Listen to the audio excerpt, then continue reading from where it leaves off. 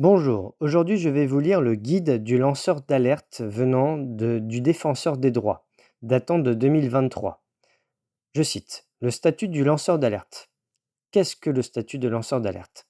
Le fait de signaler ou divulguer des faits répréhensibles, à savoir des crimes, des délits ou autres, ou contraires à l'intérêt général, c'est-à-dire des comportements potentiellement dangereux pour la population, peut faire de vous un lanceur d'alerte.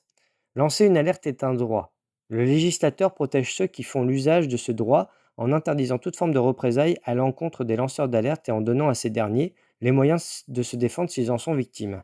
Les lanceurs d'alerte sont ainsi protégés contre les mesures négatives prises à leur encontre en raison de leur alerte, comme une mesure de licenciement, une sanction, la perte d'une subvention ou encore une procédure bâillon qui est une action en justice, par exemple poursuite pour diffamation, atteinte à la réputation, qui est en réalité destinée à intimider le lanceur d'alerte.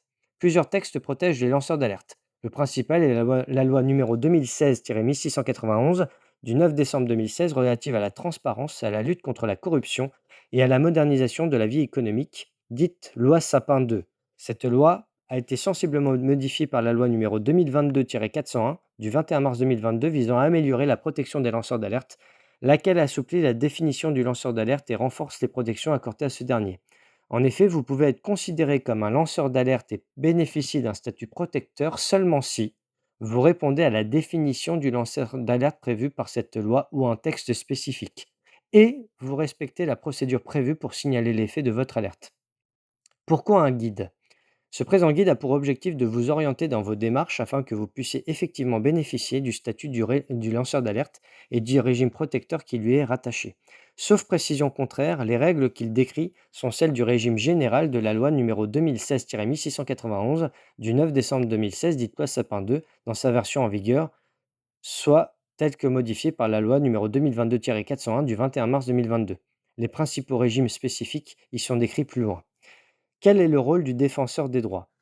C'est une autorité administrative indépendante inscrite dans la Constitution qui veille au respect des droits et des libertés. Il est chargé de l'accompagnement des lanceurs d'alerte depuis 2016, un rôle considérablement renforcé en 2022 par la loi numéro 2022-401 et la loi organique du numéro 2022-400 du 21 mars 2022. Désormais chargé de s'assurer du bon fonctionnement global de la protection des lanceurs d'alerte en France, le défenseur des droits a également pour mission d'informer, d'orienter et de protéger les lanceurs d'alerte dans tous les secteurs, et quel que soit le régime applicable, régime général de la loi Sapin 2 ou régime spécifique. La rédaction d'un guide à l'attention des lanceurs d'alerte s'inscrit dans le champ de ses missions. Le défenseur des droits est également compétent pour traiter les alertes relevant de ses propres missions, c'est-à-dire dans des domaines des droits de l'enfant, des discriminations, la déontologie, des personnes exerçant des activités de sécurité et des relations avec les services publics. Vous envisagez de lancer une alerte, alors comment être protégé? Le défenseur des droits vous informe sur vos droits et vous oriente dans vos démarches.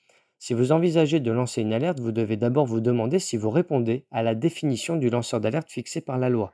Si tel est le cas, vous pourrez être protégé si vous respectez la procédure prévue par les textes pour lancer l'alerte. Premièrement, qu'est-ce que c'est qu'une alerte?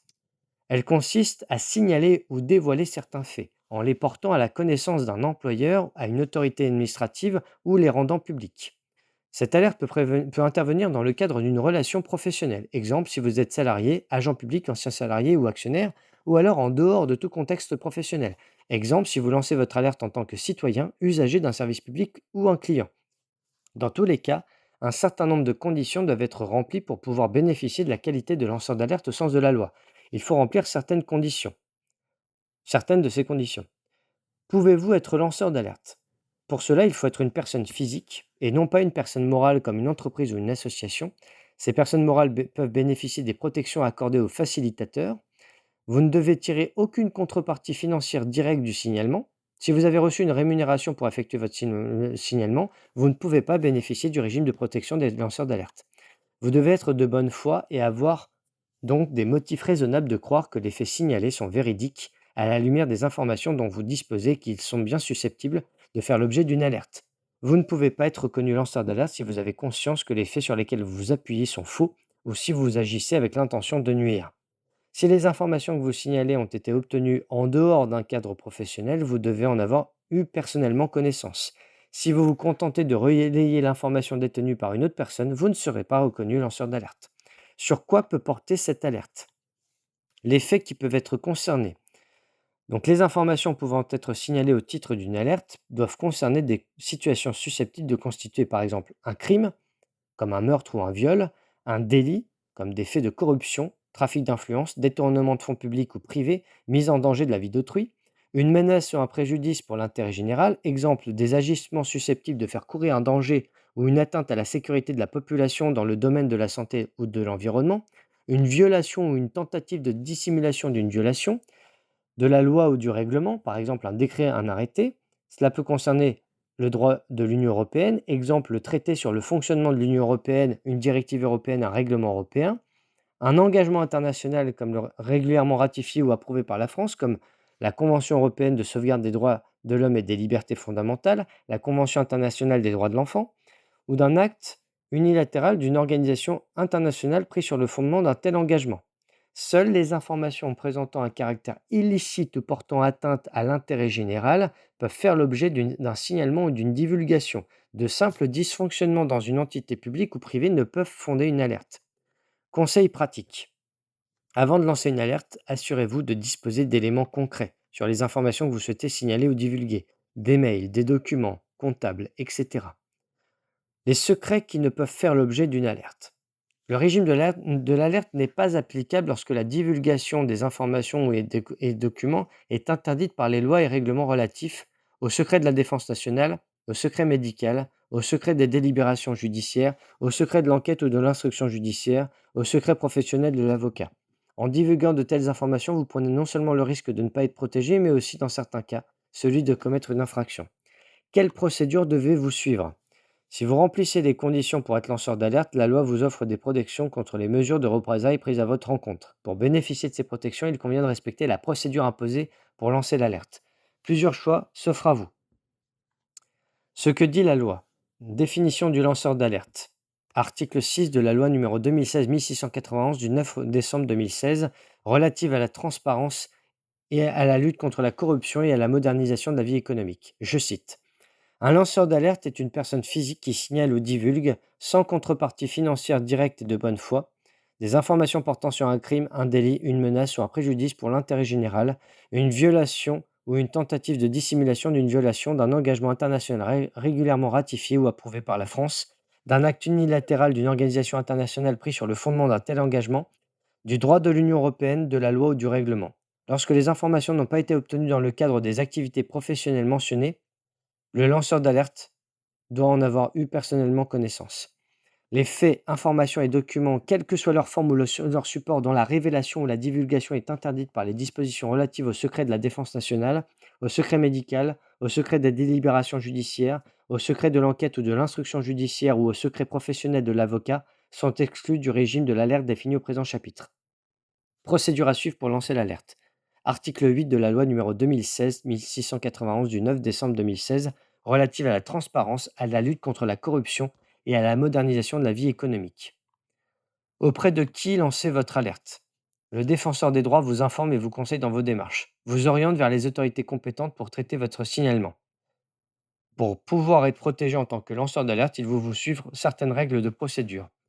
Premièrement, le choix de la procédure de signalement interne ou externe. La loi prévoit deux manières de lancer une alerte. En procédant à un signalement interne ou à un signalement externe, le signalement interne consiste à s'adresser à une personne à l'intérieur de votre structure professionnelle ou celle à laquelle vous avez appartenu ou auprès de laquelle vous vous êtes porté candidat. Le signalement externe consiste à porter l'alerte à la connaissance d'une institution désignée par les textes. C'est à vous de choisir la voie la plus appropriée à votre situation. Le signalement interne n'est possible que si vous avez obtenu des informations liées à l'alerte dans le cadre de vos activités professionnelles, que ce soit comme salarié ou agent public. Il n'est jamais obligatoire. Un tel signalement peut être envisagé si vous pensez que votre alerte sera traitée de manière confidentielle et impartiale au sein de l'entité qui vous emploie. Si vous le jugez utile, vous pouvez effectuer un signalement externe en parallèle d'un signalement interne. La divulgation publique, par exemple auprès des médias, ne peut être envisagée qu'après un signalement externe. On a d'abord le signalement interne. Pour ce signalement, vous devez suivre la procédure interne de recueil et de traitement des signalements mise en place dans votre structure professionnelle. Ou, si cette procédure n'existe pas, vous adresser à votre supérieur hiérarchique direct ou indirect, à votre employeur ou à un référent désigné par celui-ci. Il vous appartient donc en premier lieu de vérifier si une procédure de signalement a été mise en place dans la structure qui vous emploie. La procédure de signalement interne est détaillée. Le signalement externe. Vous pouvez choisir d'adresser votre signalement à une autorité externe, que vous ayez déjà effectué un signalement interne ou non. Cette modalité consiste à adresser votre signalement au choix, soit à l'une des autorités mentionnées par le décret numéro 2022-1284 du 3 octobre 2022, choisi en fonction du domaine concerné par l'alerte. En cas de difficulté à déterminer l'autorité compétente, au défenseur des droits qui vous orientera vers l'autorité la mieux à même de traiter votre alerte, à l'autorité judiciaire, par exemple le procureur de la République si vous pensez signaler un crime ou un délit, à une institution, à un organe ou à un organisme de l'Union européenne compétent pour recueillir des informations sur des violations relevant du champ d'application de la directive de l'Union européenne 2019/1937 du Parlement européen et du Conseil du 23 octobre 2019. Par exemple, saisine de l'Office européen de lutte antifraude sur une fraude concernant le budget de l'Union. La procédure de signalement externe est détaillée plus loin. Conseil pratique. Pour les envois de documents, privilégiez toujours les envois en recommandé avec accusé de réception.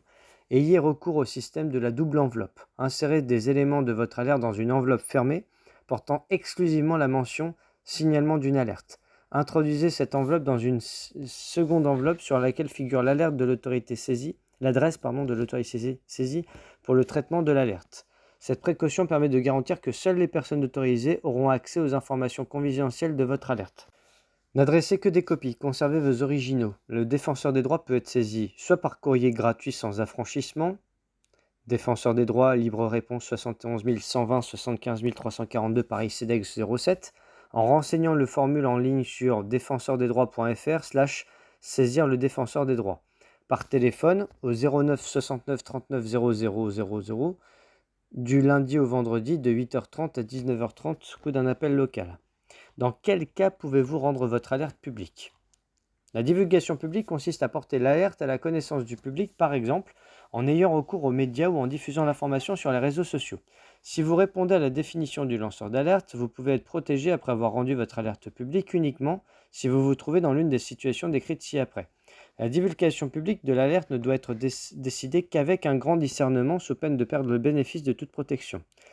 La divulgation publique n'est possible que dans 4 hypothèses. Si vous avez saisi une autorité externe qui ne vous a pas apporté de réponse appropriée dans les délais requis, il ne peut y avoir de divulgation publique si vous n'avez fait qu'un signalement interne. Vous devez nécessairement avoir procédé à un signalement auprès d'une autorité externe. Si vous avez saisi l'une des autorités mentionnées par le décret du 3 octobre 2022, vous pouvez envisager de rendre votre alerte publique si cette autorité n'a pris aucune mesure appropriée en réponse à votre signalement après un délai de 3 mois. Il est important de noter qu'il n'est pas exigé de l'autorité externe qu'elle ait traité votre alerte dans ce délai, mais seulement qu'elle ait pris des mesures appropriées. Il peut s'agir d'une information sur les actions envisagées ou déjà prises pour évaluer la réalité de votre alerte et remédier à la situation signalée, comme l'ouverture d'une enquête ou d'une instruction, etc. Si une telle mesure a été prise dans les 3 mois, vous ne pouvez rendre l'alerte publique sous peine de perdre le bénéfice de la protection. Le délai de 3 mois peut être porté à 6 mois si les circonstances de l'affaire le justifient. Vous devez en être informé. Si vous avez saisi l'autorité judiciaire, une institution de l'Union européenne ou le défenseur des droits pour être orienté, vous pouvez envisager de rendre votre alerte publique si aucune mesure appropriée n'a été prise dans un délai de 6 mois.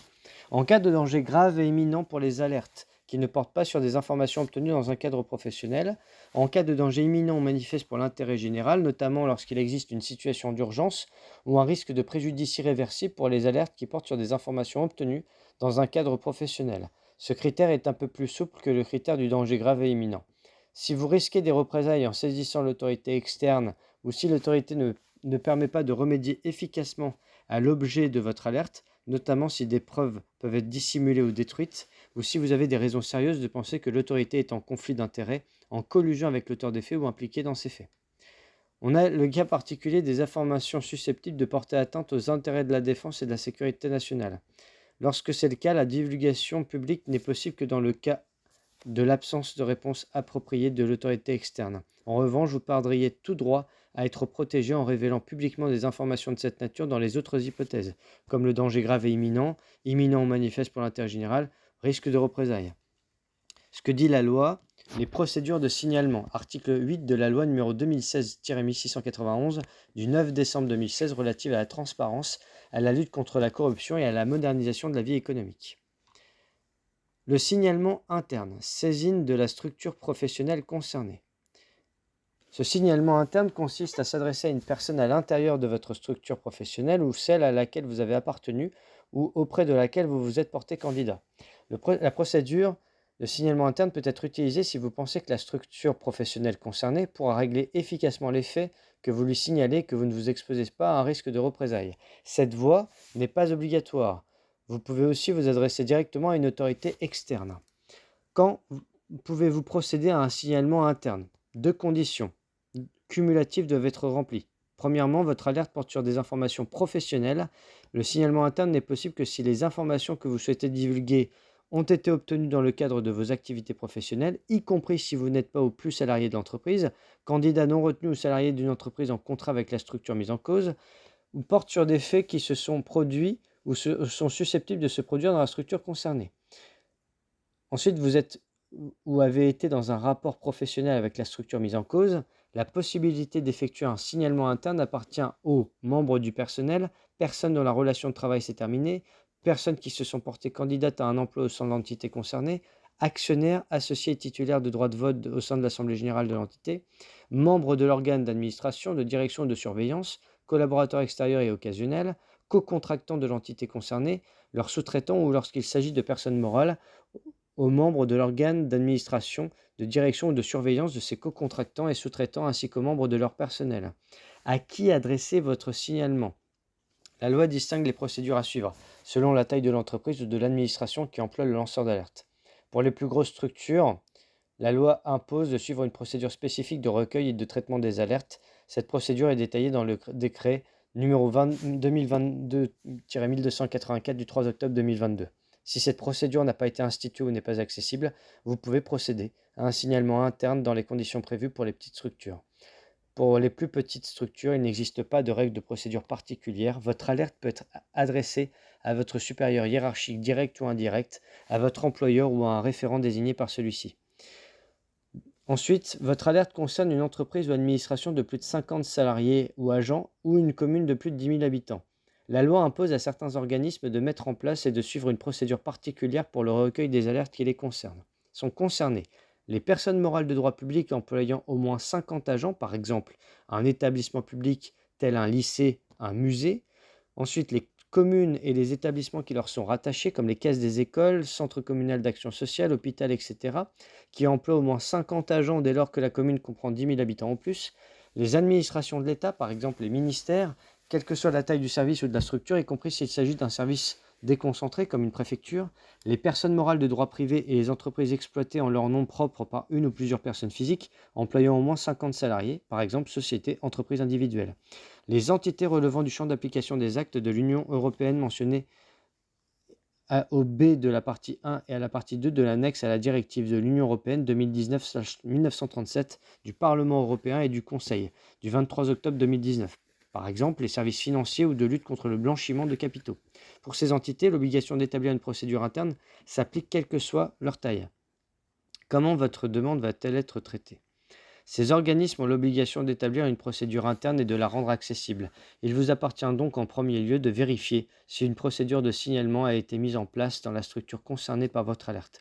Vous pouvez par exemple vous renseigner sur le site internet de l'organisme ou sur les espaces qu'il dédie à l'affichage d'informations générales. Les règles de procédure interne applicables doivent respecter les exigences du décret numéro 2022-1284 du 3 octobre 2022. La procédure peut différer dans chaque structure, mais doit vous permettre au minimum de savoir à qui adresser votre signalement au sein de l'organisme, comment lui adresser, voie postale, messagerie, etc., quelles informations transmettre, Quelles précautions prendre pour préserver la confidentialité de l'alerte? Cette procédure doit comporter les garanties suivantes. La possibilité d'adresser un signalement par écrit et ou par oral, selon ce qu'aura choisi l'organisme. L'envoi d'un accusé de réception du signalement dans un délai de 7 jours. La garantie de l'intégrité et de la confidentialité des données recueillies, comme l'identité du lanceur d'alerte et de la personne mise en cause. Le traitement du signalement par une personne dotée d'une autorité et de moyens suffisants. Par exemple, lorsqu'il existe le référent déontologue.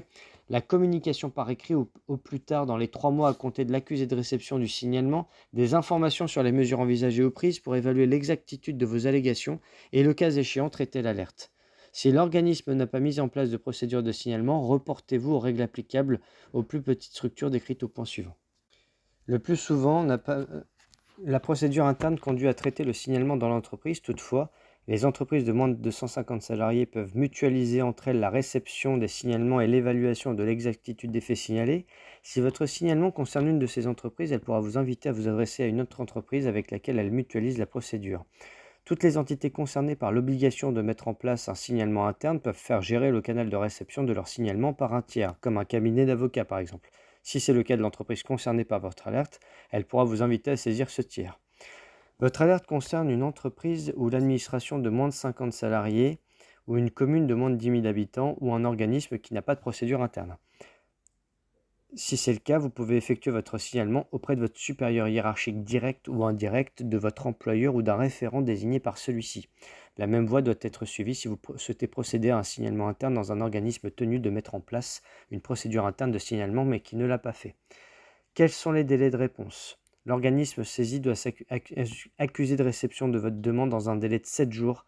Il doit par la suite vous apporter une première réponse dans un délai de 3 mois.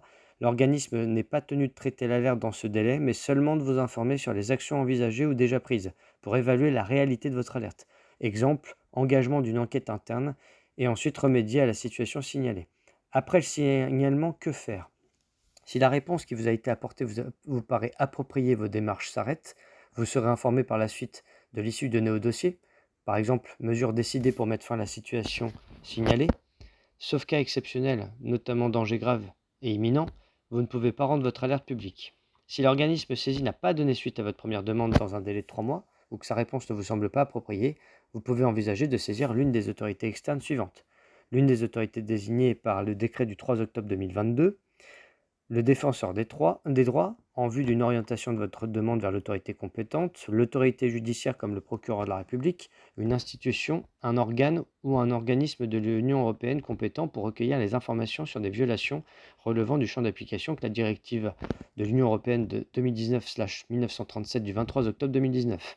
À ce stade de la procédure, sauf cas exceptionnel, vous ne pouvez pas envisager de rendre votre alerte publique. Conseil pratique. En cas d'envoi de documents par voie postale, privilégiez toujours les envois en recommandé avec accusé de réception et ayez recours au système de la double enveloppe. Insérez les éléments de votre alerte dans une enveloppe fermée portant exclusivement la mention signalement d'une alerte. Introduisez cette enveloppe dans une seconde enveloppe sur laquelle figure l'adresse de l'autorité saisie pour le traitement de l'alerte. Cette précaution permet de garantir que seules les personnes autorisées auront accès aux informations confidentielles de votre alerte. N'adressez que des copies, concernez vos originaux. Conserver. Les procédures de signalement, article 8 de la loi numéro 2016-1691 du 9 décembre 2016 relative à la transparence, à la lutte contre la corruption et à la modernisation de la vie économique. Le signalement externe, saisine d'une autorité désignée par la loi. Le défenseur des droits donc vous oriente vers les autorités compétentes pour traiter votre alerte, traite votre alerte dans ses propres domaines de compétences, droits de l'enfant, discrimination, déontologie des personnes exerçant des activités de sécurité et de relations avec les services publics.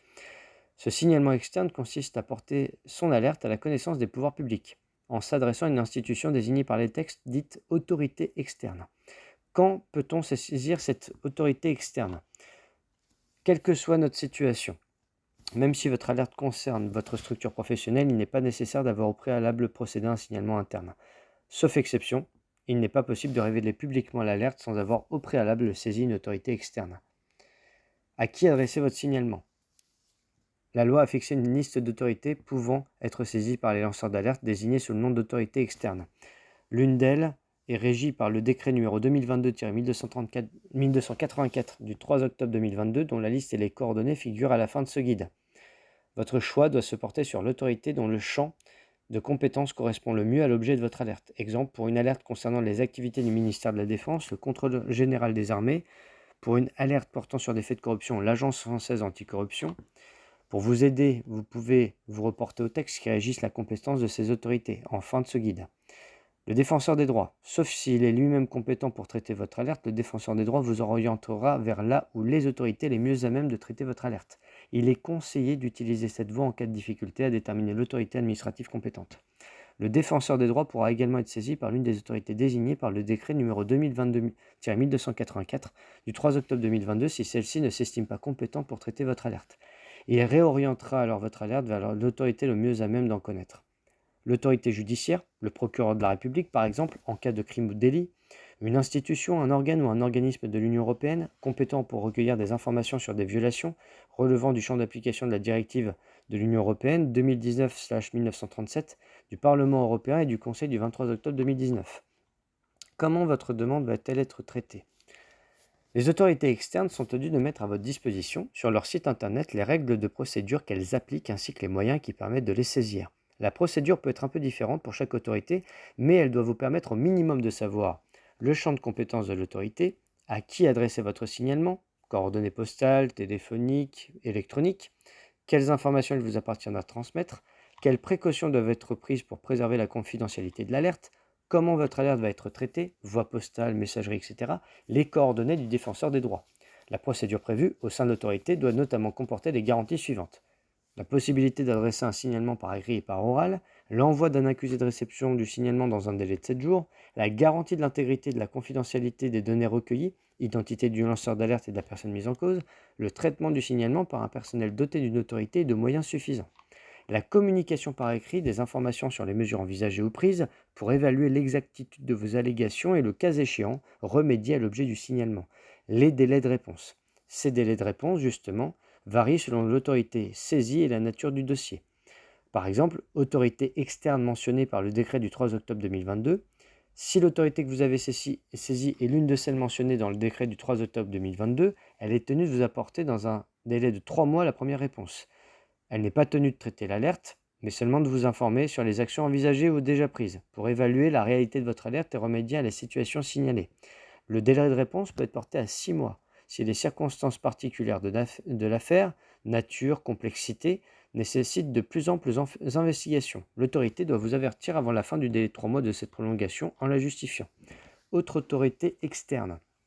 Pour les 3 autres catégories concernées, autorité judiciaire, défenseur des droits saisi d'une demande d'orientation, institution de l'UE, aucun de délai de réponse n'est fixé par les textes. Toutefois, en application de la loi du 9 décembre 2016, il est possible de divulguer publiquement votre alerte sans perdre la protection à laquelle vous avez droit en tant que lanceur d'alerte, si aucune mesure appropriée n'a été prise par l'une de ces autorités dans un délai de 6 mois. Que faire après le signalement? Si la réponse si la réponse qui vous a été apportée vous paraît appropriée, il vous appartient de mettre fin à vos démarches de signalement. Vous serez informé par la suite de l'issue donnée au dossier, par exemple, mesures décidées pour mettre fin à la situation signalée, sauf cas exceptionnel, notamment danger grave et imminent, vous ne pouvez pas rendre votre alerte publique. Si aucune réponse ne vous a été apportée ou qu'elle ne vous paraît pas appropriée, dans ces cas-là, vous pouvez envisager de divulguer publiquement votre alerte. Conseil pratique, en cas d'envoi de documents par voie postale, privilégiez toujours les envois en recommandé avec accusé de réception. Pareil, ayez recours au système de la double enveloppe. Dans la première enveloppe, vous mettez signalement d'une alerte en mention.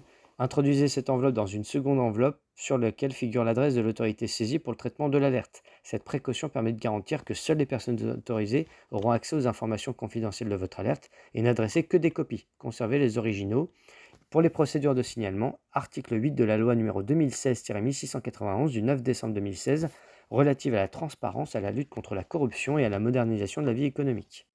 Quelles protections vous sont offertes? Le défenseur des droits certifie votre qualité de lanceur d'alerte afin que vous soyez protégé contre la survenue ou la persistance d'éventuelles représailles. Assure votre protection contre les représailles que vous subiriez en lien avec votre signalement. Si vous répondez à la définition du lanceur d'alerte et que vous avez respecté les règles de signalement posées par ces textes, vous pourrez bénéficier des mesures de protection prévues par la loi. Premièrement, il est interdit de vous obliger ou de vous inciter à renoncer à votre statut de lanceur d'alerte. Les protections accordées aux lanceurs d'alerte ne peuvent être limitées, par exemple par les clauses d'un contrat de travail. Il est également interdit de renoncer par avance au bénéfice du statut protecteur. Tout acte pris en méconnaissance de ces règles est considéré comme nul. Il ne peut pas vous être opposé. Deuxièmement, il est interdit de vous faire subir des représailles en lien avec votre alerte. La loi interdit à toute personne de prendre à votre encontre des décisions favorables en lien avec votre alerte, ce qui signifie que si vous pensez être victime de telles mesures, vous pouvez solliciter l'annulation de ces mesures devant le juge compétent, s'agissant par exemple de représailles émanant d'un employeur, le tribunal administratif, si vous êtes un agent public, le conseil des prud'hommes, si vous êtes un salarié de droit privé. Vous pouvez être indemnisé des préjudices résultant de ces représailles, comme la perte de la rémunération tirée d'un emploi en cas de licenciement. Vous pouvez également vous prévaloir de votre statut de lanceur d'alerte pour vous défendre contre des procédures dirigées contre vous si vous considérez que vous êtes victime de procédures bâillons. Une procédure bâillon est une action en justice, par exemple poursuite pour diffamation atteinte à la réputation, qui est en réalité destinée à intimider le lanceur d'alerte. Qu'est-ce qu'une mesure de représailles?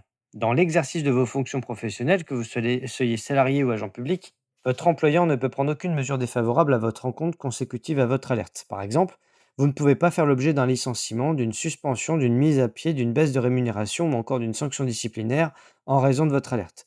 Dans tous les domaines autres que professionnels, vous ne devez également subir aucune conséquence négative liée à votre alerte. Par exemple, on ne pourra pas vous refuser ou retirer un droit. Inscription en crèche, en centre aéré, etc. On ne pourra pas non plus vous retirer une licence ou un permis en raison de votre alerte. Vous ne devez être victime d'aucun harcèlement ni de mesures d'intimidation. Les menaces ou tentatives de recourir à de telles mesures sont également interdites. Comment établir la réalité des représailles devant le juge? Vous bénéficiez d'un aménagement de la charge de la preuve pour vous aider à démontrer que vous êtes victime de représailles. Si vous saisissez le juge pour demander l'annulation d'une mesure de représailles, il vous suffit d'apporter des éléments permettant de supposer que vous avez effectué votre signalement dans le respect des règles posées par les textes. Si tel est le cas, c'est alors à l'auteur des décisions favorables prises à votre encontre, comme votre employeur, de prouver qu'elles sont justifiées par des éléments autres que votre alerte. Par exemple, que votre licenciement est justifié par un motif économique ou une faute sans lien avec l'alerte. Troisièmement, vous êtes protégé contre certaines actions qui vous mettraient en cause. Vous pouvez bénéficier d'exonération de responsabilité civile et pénale. La loi a prévu que votre responsabilité civile ou pénale ne puisse pas être engagée pour des faits en lien avec votre alerte dans certaines hypothèses. Le statut de lanceur d'alerte permet alors de vous défendre. Votre responsabilité civile est limitée. Que vous ayez lancé votre alerte dans le cadre de votre activité professionnelle ou en dehors, votre responsabilité civile ne pourra pas être engagée pour des dommages causés à la personne mise en cause par votre signalement. Si la personne mise en cause par votre alerte, par exemple votre employeur, subit des préjudices en conséquence de votre signalement, comme une baisse du chiffre d'affaires, de perte de capital, vous ne pourriez pas être condamné à réparer ces préjudices. Pour bénéficier de cette exonération de responsabilité civile, vous devez avoir respecté deux conditions. Votre alerte doit avoir été réalisée dans le respect des règles posées par les textes. Vous devez avoir des motifs raisonnables de croire que le signalement ou la divulgation de l'intégrité des informations était nécessaire à la sauvegarde des intérêts en cause. Et votre responsabilité est limitée. Elle ne peut être engagée si, par votre alerte ou pour pouvoir lancer celle-ci, vous avez porté atteinte à un secret protégé par la loi. Par exemple, le secret professionnel, le secret des correspondances.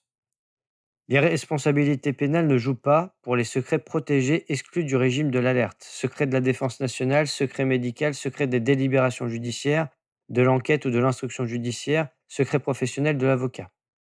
Vous avez soustrait, détourné ou recelé des documents ou tout autre support contenant des informations auxquelles vous avez eu accès de manière licite, et non par exemple dans le cadre d'une intrusion irrégulière dans un lieu ou d'un vol. Pour être pénalement protégé, vous devez avoir respecté deux conditions. Votre alerte doit avoir été réalisée dans le respect des règles posées par les textes. La divulgation des informations doit être nécessaire et proportionnée à la sauvegarde des intérêts en cause. Les auteurs de représailles et de procédures bâillons à votre rencontre encourent des sanctions civiles et pénales. Les personnes reconnues coupables d'avoir fait usage de mesures de représailles ou de procédures bâillons à votre encontre peuvent être sanctionnées. Toute personne qui tenterait de vous empêcher d'effectuer un signalement peut être pénalement sanctionnée. Elle encourt une peine d'un an d'emprisonnement et de 15 000 € d'amende.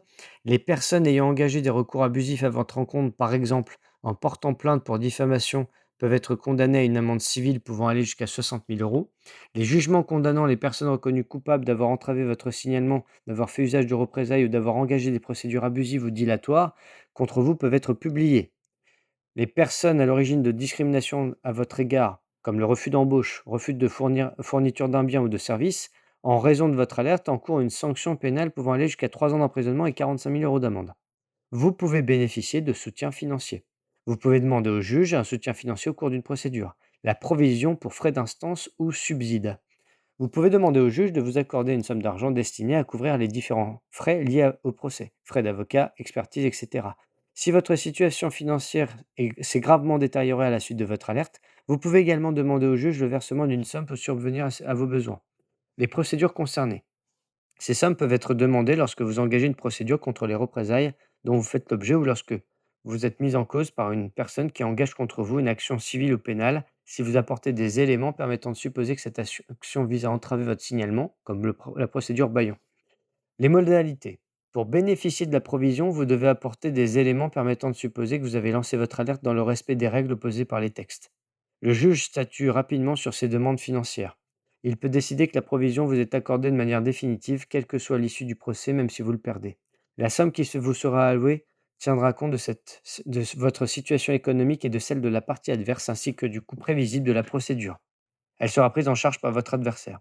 D'autres mesures de soutien psychologique et financier peuvent être mises en place. Si en raison de votre alerte, votre situation économique s'est gravement détériorée, la loi prévoit que les autorités externes désignées par le décret du 3 octobre 2022 ont la faculté de vous assurer d'un soutien psychologique et financier de manière temporaire. Il s'agit d'une simple faculté pour ces autorités et non d'une obligation. La loi renvoie à chaque autorité compétente le soin de décider du principe et des conditions d'un tel soutien. Vous pouvez bénéficier de mesures favorisant votre réinsertion professionnelle. Si vous avez lancé votre alerte dans le cadre de vos activités professionnelles, vous pouvez bénéficier de mesures destinées à favoriser votre réinsertion professionnelle, qui peut passer par un retour rapide dans votre structure ou par une reconversion professionnelle si le retour n'est plus possible. Si vous êtes salarié, vous pouvez solliciter une action rapide du Conseil des prud'hommes pour qu'il se prononce sur votre licenciement.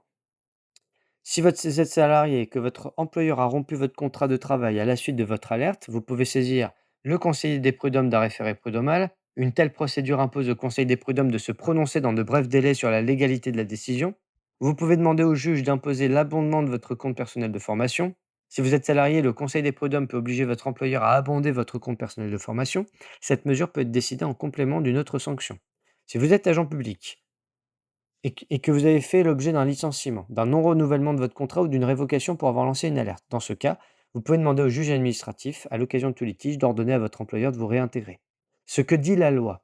Une liste non limitative des représailles interdites. Article 10-1 de la loi numéro 2016-1691 du 9 décembre 2016 relative à la transparence, à la lutte contre la corruption et à la modernisation de la vie économique.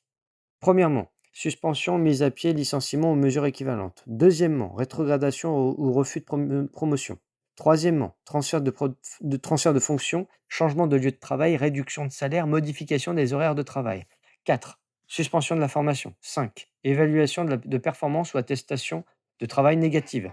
6. Mesures disciplinaires imposées ou administrées, réprimande ou autres sanctions, y compris une sanction financière.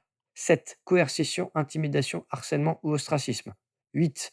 Discrimination, traitement désavantageux ou injuste. 9. Non-conversion d'un contrat de travail à durée indéterminée ou d'un contrat temporaire en un contrat permanent, lorsque le travailleur pouvait légitimement espérer se voir offrir un emploi permanent. 10. Non-renouvellement ou résiliation anticipée d'un contrat de travail à durée déterminée ou d'un contrat temporaire. 11. Préjudice, y compris les atteintes à la réputation de la personne, en particulier sur un service de communication en public, en ligne, aux pertes financières, y compris la perte d'activité et la perte de revenus.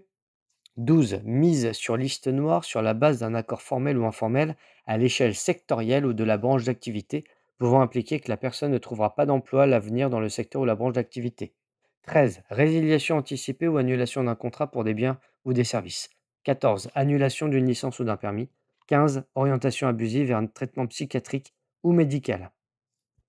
Les différents articles de loi. Limitation de la responsabilité pénale des lanceurs d'alerte. Article 122-9 du Code pénal. Limitation de la responsabilité civile des lanceurs d'alerte. Article 10-1 de la loi numéro 2016-1691 du 9 décembre 2016. Possibilité de demander au juge administratif la réintégration dans l'emploi. Article L 911-1-1 du Code de justice administrative. Référé prud'homal, abondement du compte personnel de formation.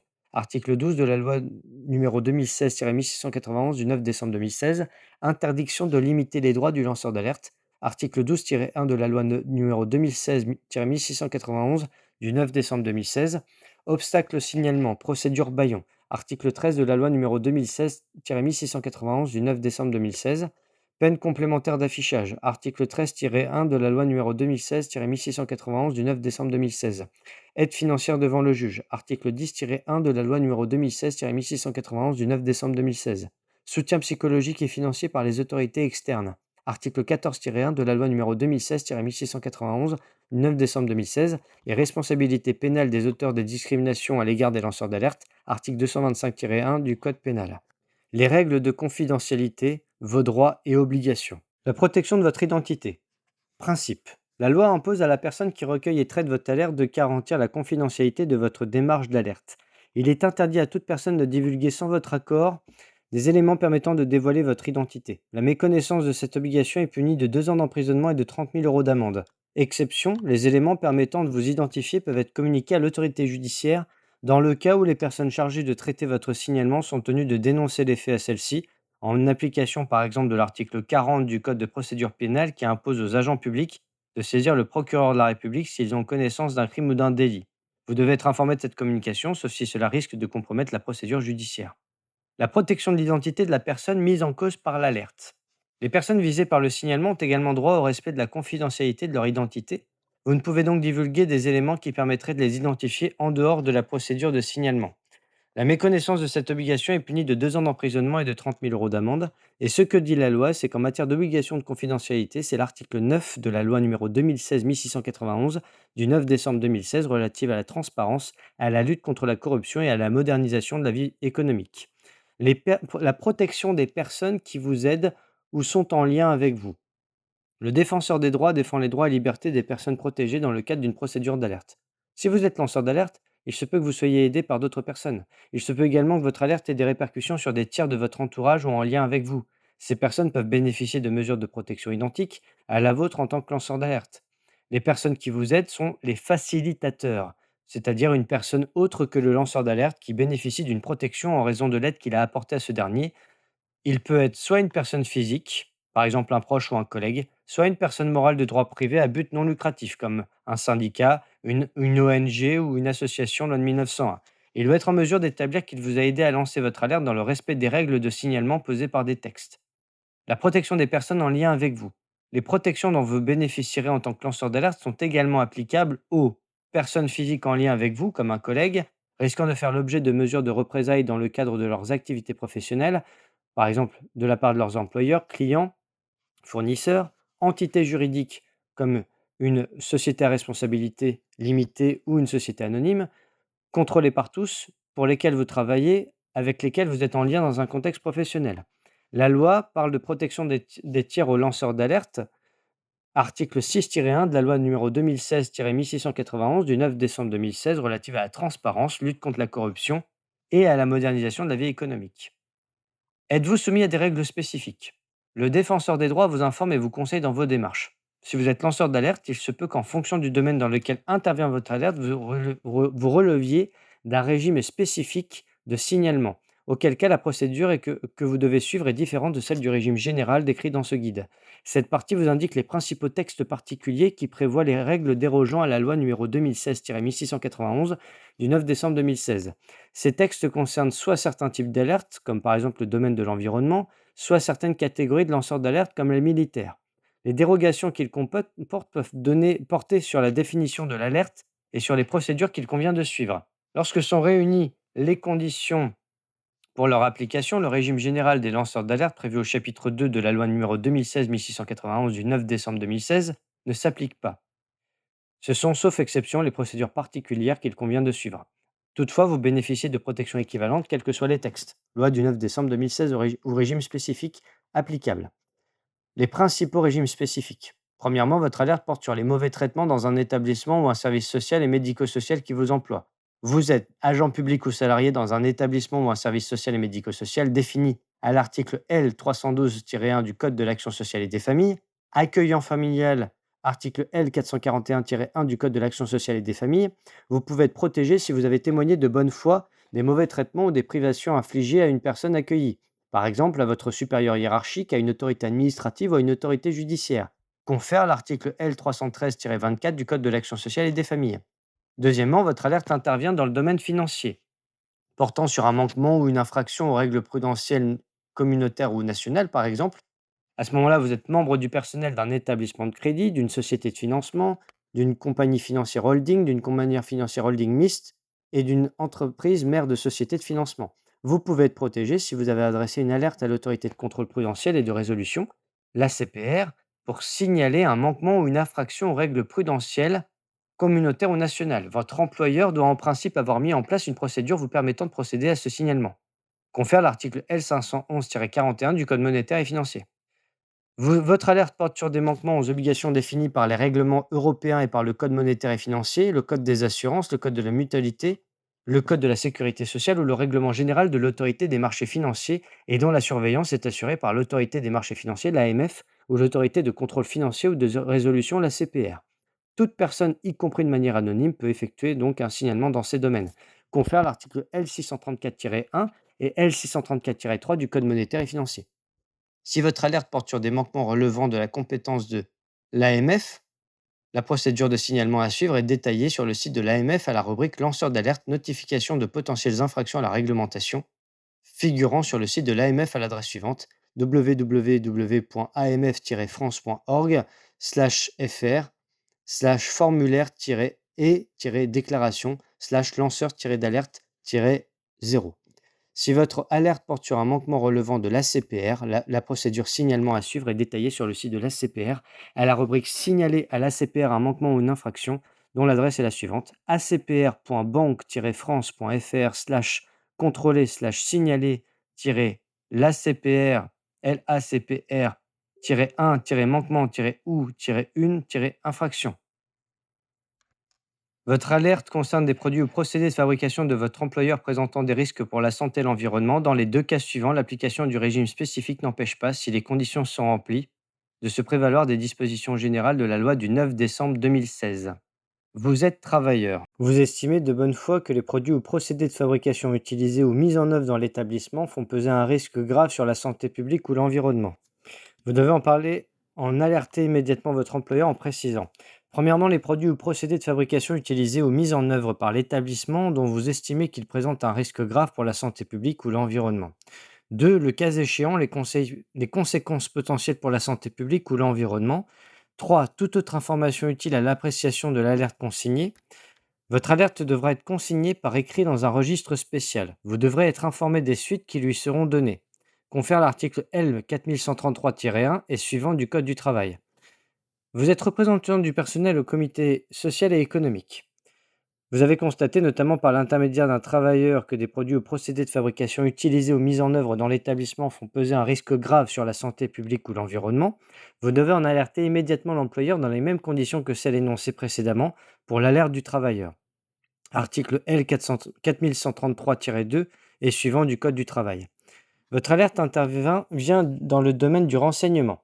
En raison de la grande confidentialité qui s'attache aux faits qui peuvent être révélés dans le domaine du renseignement, le législateur a maintenu un régime spécifique de signalement prévu à l'article L 861-3 du Code de la sécurité intérieure.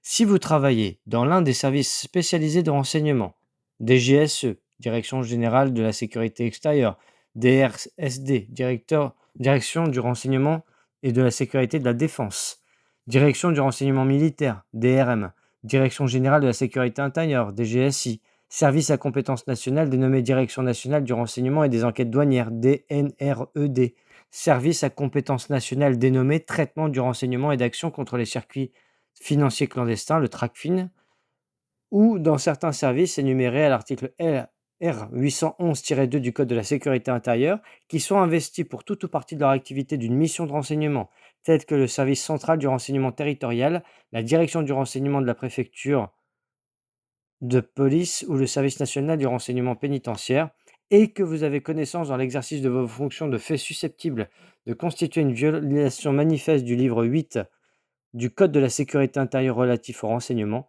vous pouvez saisir la Commission nationale de contrôle des techniques de renseignement, le CNCTR, qui seul sera chargé de prendre en charge votre alerte. Afin qu'il soit mis fin à une illégalité, la Commission peut à son tour saisir le Conseil d'État qui comporte une formation juridictionnelle spécialisée dans le domaine du renseignement pouvant connaître de données classifiées. Lorsqu'elle estime que l'illégalité que vous avez signalée est susceptible de constituer une infraction, la CNCTR saisit le procureur de la République. Parallèlement, la Commission du secret de la défense nationale est saisie afin qu'un avis soit donné au Premier ministre sur la possibilité de déclassifier tout ou partie des éléments en vue de leur transmission au procureur de la République. Votre protection sera uniquement celle définie au 2 de l'article L 861-3 du Code de la sécurité intérieure. Votre alerte porte sur le signalement d'un crime ou d'un délit. Vous êtes agent public, vous êtes fonctionnaire ou agent contractuel. Vous avez signalé un crime ou un délit dont vous avez eu connaissance dans l'exercice de vos fonctions au procureur de la République ou aux autorités administratives. Article L135-1 du Code général de la fonction publique. Vous bénéficierez des protections énoncées à l'article L135-4 du Code général de la fonction publique. Vous êtes salarié, vous avez eu connaissance dans l'exercice de vos fonctions de faits constitutifs d'un délit ou d'un crime. Vous avez témoigné ou avez relaté ces faits de bonne foi, par exemple, à votre supérieur hiérarchique ou à une autorité judiciaire. Dans ce cas, vous bénéficierez des protections énoncées à l'article 1132-3-3 du Code du travail. Votre alerte concerne un cas de conflit d'intérêts dans le secteur public. Votre signalement est susceptible de porter sur un conflit d'intérêts dans l'hypothèse où vous constatez une situation d'interférence entre un intérêt public et des intérêts publics ou privés de nature à influencer ou paraître influencer l'exercice indépendant, impartial et objectif d'une fonction. Article L121-5 du Code général de la fonction publique. Vous êtes fonctionnaire ou agent contractuel. Vous avez signalé de bonne foi de tels faits à l'une des autorités dont vous relevez, par exemple à votre supérieur hiérarchique ou au référent déontologue. Vous bénéficierez des protections énoncées à l'article 135-4 du Code général de la fonction publique. Vous êtes un militaire. Les dispositions de protection qui vous sont spécifiquement applicables figurent dans le Code de la défense à l'article L 4122-4 du Code de la défense. Celles-ci prennent appui sur le régime général de la loi du 9 décembre 2016 ou sur les règles spécifiques applicables aux agents publics. Les protections contre les représailles dans les régimes spécifiques. Ces règles précisent le plus souvent les protections accordées aux lanceurs d'alerte. Vous devez vous y reporter. Par ailleurs, sauf en ce qui concerne le domaine du renseignement, lorsqu'une ou plusieurs des mesures de protection suivantes prévues par la loi du 9 décembre 2016 sont plus favorables que celles prévues par un dispositif spécifique, ces mesures s'appliquent. Interdiction des représailles, irresponsabilité civile, irresponsabilité pénale, provision pour frais d'instance ou pour subside, aménagement de la charge de la preuve, référé prud'homal, abondement du compte personnel de formation ordonné par le Conseil des prud'hommes. Interdiction de renoncer à la protection. Sanctions contre les auteurs de représailles et procédures bâillons. Ce que dit la loi sur les protections offertes. Article L 313-24 du Code l'action et des familles, signalement de mauvais traitements dans le domaine médico-social. Article L 511-41, L 634-1, L 634-2 et 3 du Code monétaire et financier sur le signalement dans le domaine financier. Article L 151-8 du Code du commerce, signalement relatif au secret des affaires. Article L 4133-1-2-3 du Code du travail, signalement de produits ou procédés de fabrication de votre employeur présentant des risques pour la santé et l'environnement.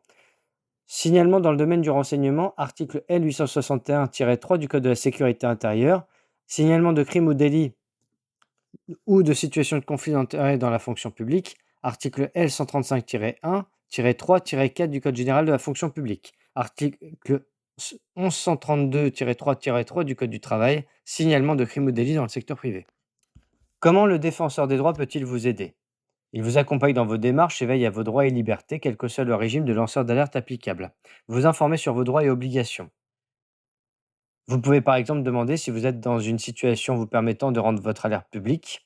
Vous orienter dans vos démarches de signalement. Le défenseur des droits peut vous orienter dans le choix de l'organisme ou de l'autorité à saisir pour faire cesser les faits à l'origine de l'alerte. Il est conseillé de le saisir en cas de difficulté à déterminer l'autorité compétente. Le défenseur des droits peut également être saisi par une autorité externe qui ne s'estime pas compétente pour traiter l'alerte qu'elle a reçue afin de la réorienter. Vous certifiez en tant que lanceur d'alerte. Vous pouvez demander au défenseur des droits de rendre un avis indiquant si vous respectez les conditions prévues par la loi pour bénéficier d'une protection en qualité de lanceur d'alerte. L'avis du défenseur des droits est également désigné sous le nom de certification. Elle peut porter d'ailleurs sur l'application du régime général des lanceurs d'alerte prévu par les articles 6 à 15 de la loi numéro 2016-1691 du 9 décembre 2016 ou de tout autre dispositif spécifique prévu par la loi ou le règlement pour protéger les lanceurs d'alerte. La demande de certification ne peut être adressée aux défenseurs des droits qu'après que le signalement a été effectué. Il n'est en revanche pas nécessaire d'avoir subi des représailles pour demander une certification. Votre demande est examinée au regard de la nature de l'alerte qui doit reposer sur des éléments objectifs, correspondre au type de signalement mentionné par les textes et avoir été formulé dans le respect des procédures de signalement. Les avis sont rendus dans un délai de 6 mois à compter de la réception de votre demande. La certification constitue une mesure destinée à protéger le lanceur d'alerte de la survenue ou de la persistance d'éventuelles représailles. En cas de litige porté devant le juge, c'est toutefois à ce dernier qu'il appartiendra de se prononcer sur votre qualité de lanceur d'alerte. Vous protégez en cas de représailles. Si à la suite de votre alerte vous estimez être victime de mesures de représailles en lien avec votre signalement, vous pouvez saisir le défenseur des droits d'une demande de protection. L'examen de votre situation est examinée par les juristes de l'institution qui recueillent toutes les informations leur permettant d'avoir une connaissance approfondie du dossier. Il vous appartiendra de leur adresser tous les éléments de nature à les éclairer sur votre alerte, vos démarches et les mesures défavorables dont vous faites l'objet. Le défenseur des droits peut demander des explications, mais aussi convoquer les personnes mises en cause à une audition. Elles doivent répondre aux demandes du défenseur des droits. En particulier, les personnes mises en cause ne peuvent pas refuser de communiquer une information au défenseur des droits. Si elles refusent, le défenseur des droits peut adresser les mises en demeure, puis saisir le juge des référés ou encore invoquer le délit d'entrave prévu par la loi. Les enquêteurs de l'institution sont soumis à un strict secret professionnel. Si, à l'issue de l'instruction, il résulte de l'analyse que vous êtes bien lanceur d'alerte et que vous avez subi des représailles en lien avec cette alerte, des mesures de protection peuvent être envisagées. Les mesures de protection. Le défenseur des droits peut recommander à l'auteur des représailles de prendre, dans un délai qu'il fixe, des mesures vous permettant de vous rétablir dans vos droits. Par exemple, vous réintégrer, vous accorder une mesure de compensation financière. S'il ne dispose pas d'un pouvoir direct de sanction, le défenseur des droits dispose d'un véritable droit de suite sur les recommandations qu'il prononce. La personne mise en cause est tenue de lui rendre compte des suites données à ses recommandations.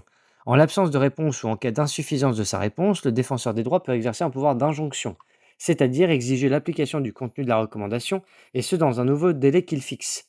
Si aucune suite n'est donnée à l'injonction, le défenseur des droits peut décider de rendre public un rapport spécial où le nom de la personne mise en cause est dévoilé. Le défenseur des droits peut représenter des observations devant la juridiction que vous avez saisie pour contester des mesures de représailles. Juge des prud'hommes, saisi d'une mesure de licenciement, tribunal administratif saisi d'une mesure disciplinaire, etc. Le défenseur des droits intervient alors devant le juge en présentant son analyse du dossier. Traiter les alertes relevant de son domaine de compétence. Le défenseur des droits est l'autorité externe chargée de traiter directement les alertes dans certains domaines spécifiques. Décret numéro 2022-1284 du 3 octobre 2022. Les domaines de compétence du défenseur des droits pour recueillir les signalements. Droits et libertés dans le cadre des relations avec les administrations de l'État, les collectivités territoriales, les établissements publics et les organismes investis d'une mission de service public. Intérêt supérieur et droits de l'enfant. Discrimination. Déontologie des personnes exerçant des activités de sécurité.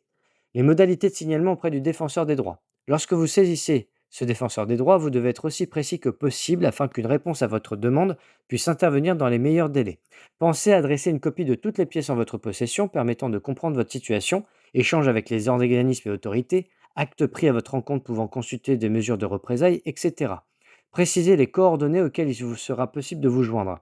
Saisine par courrier, courrier gratuit sans affranchissement, défenseur des droits, libre réponse 71 120 75 342 Paris CEDEX 07. Si vous saisissez le défenseur des droits par courrier, ayez recours au système de la double enveloppe. Insérez les éléments de votre alerte dans une enveloppe fermée portant exclusivement la mention signalement d'une alerte. Introduisez cette enveloppe dans une seconde enveloppe sur laquelle figure l'adresse de l'autorité saisie pour le traitement de l'alerte. Cette précaution permet de garantir que seules les personnes autorisées auront accès aux informations confidentielles de votre alerte. Saisine par formulaire électronique. www.défenseurdesdroits.fr/saisir le défenseur des droits. Saisine par téléphone au 09 69 39 00 00 du lundi au vendredi de 8h30 à 19h30. Ce que dit la loi. Mission d'accompagnement des lanceurs d'alerte du défenseur des droits. Article 4 de la loi organique numéro 2011-333 du 29 mars 2011 relatif aux défenseurs des droits. Certification. Article 35-1 de la loi organique numéro 2011-333 du 29 mars 2011 relatif aux défenseurs des droits. Je vous remercie.